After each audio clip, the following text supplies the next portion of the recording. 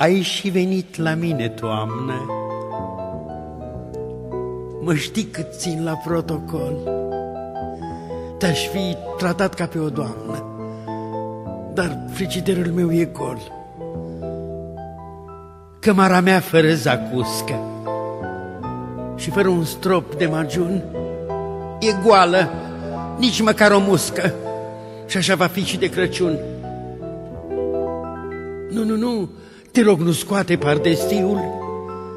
Mai stai cu el pe dumneata, că a înghețat caloriferul și ai să faci cuie în casa mea. Mult așteptata primăvară, mă tem că vine prea târziu și de nu s-o schimba guvernul, eu nu mai ies din iarnă viu.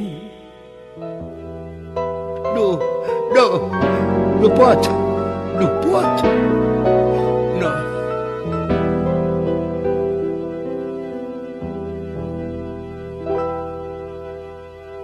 De mine nimeni nu se mai îndură, iar cei ce se întrunesc în Parlament dezleagă rebus, dorm sau se înjură, iar mie nu-mi dau niciun supliment. Aș vrea și eu o pensie mai mare, măcar de un păstârnac să-l duc la gură. Și eu văd că tranziția e bună doar pentru corupți că fură. Purcel când văd îmi lasă gura apă și ajuns acasă fac și eu banchet cu un morcov și cu 3 fire de ceapă și beau un mur fatlar din robinet.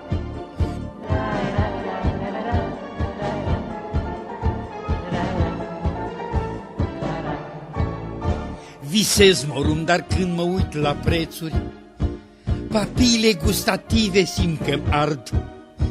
Culeg urzit și ștevie verdețuri și tot ce mai găsesc pe lângă gard. Mă duc și la restaurant cu plază, mă duc prin dos la lada cu gunoi. Din resturi de mâncare îmi fac masa, mai sunt clienți ce se gândesc la noi.